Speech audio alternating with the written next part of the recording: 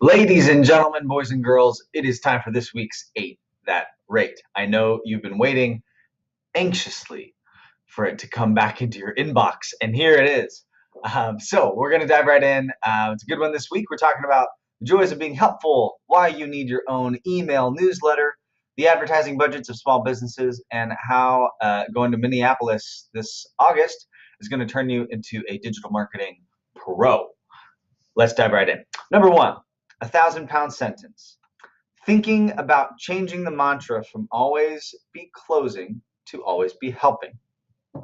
So think about changing the mantra from always be closing to always be helping. It's kind of talking about sales. That's the LinkedIn Vice President of Sales Solutions for North America. And he's talking about a general shift that is happening in the culture of small businesses, big businesses everywhere, which is that it used to be that we're always focused on selling, always focused on closing. It's all about the closers. Closers get coffee, all that kind of stuff, right? That old kind of salesy business stuff.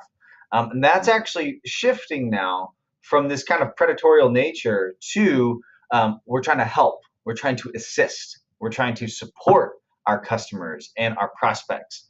And it's something that has incredibly started working much more effectively because people are kind of tuned into the game a little bit. They can feel when you're just trying to get something out of them, and when you don't actually care about their success or about them as people.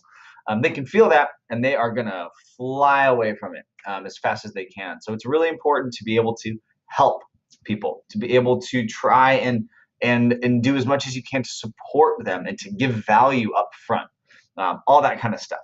So that is, in fact, this newsletter is a way that we even that we do that. You know, we're obviously selling things, but we also want to help other businesses succeed and other digital marketing professionals succeed out there in the world. So we want to kind of give this information out there as well.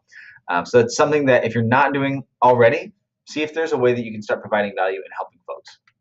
Number two, win of the week, is about actually our own newsletter, which is very exciting. Industry standard for an email newsletter like this, an open rate and a click rate is 17.81% for the open rate and a click rate of 1.92%. So not very high for that click rate.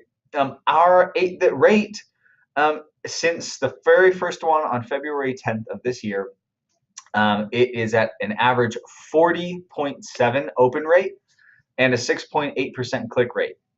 So thank you for that, for making that happen. And if you want something similar, we can help you out.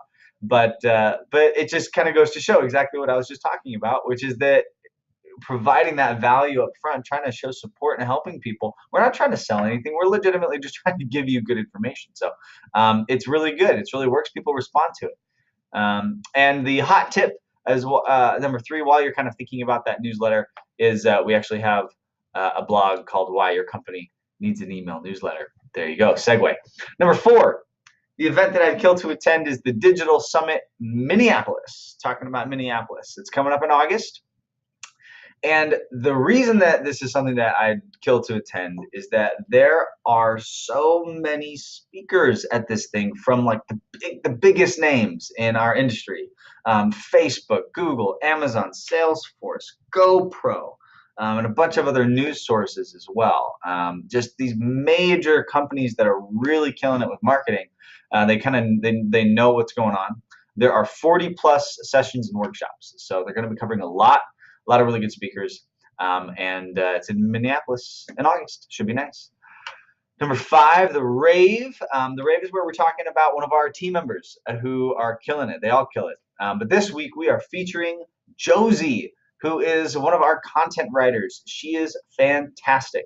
I have listened to a lot of client calls with her where she's asking questions, trying to learn the client's voice, writing for them and all that kind of stuff. And she is so good at it. She's so precise in her questions. She's very intentional.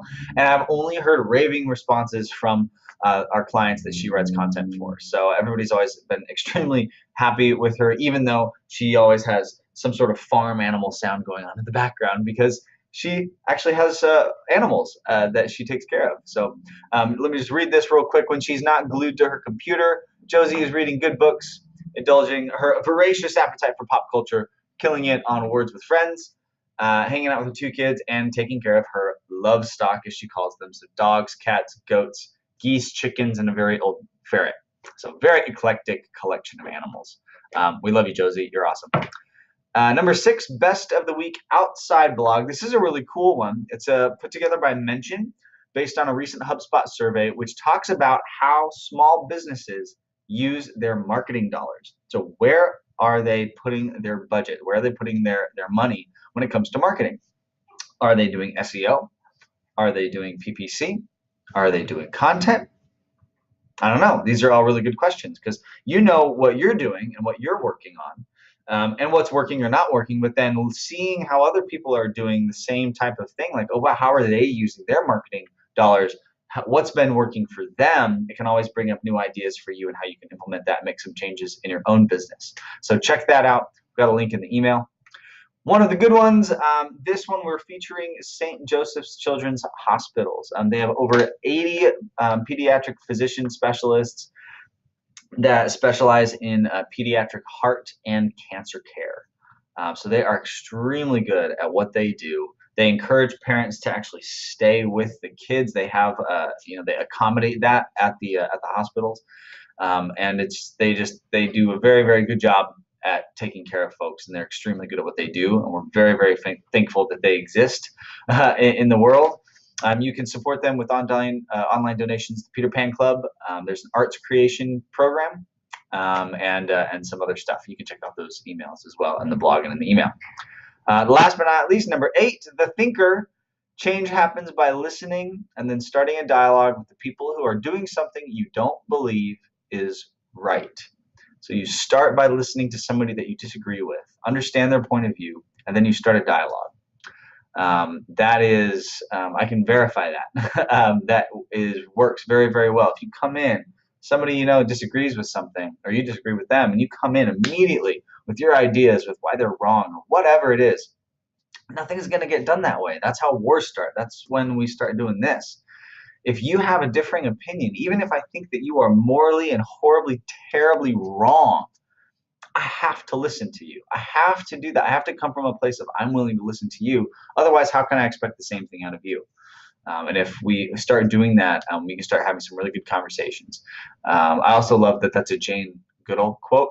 She learned it from the Monkees, I guess, from her time with the Monkees. That's it for this week. I hope you enjoy it. Send us an email, give us some feedback on the video, see if there's anything else that you'd like. We've had these same 8 talking points for a while, but if there's something else that you'd like, let us know. We'll get to it. Thanks for sticking around to the end of the video.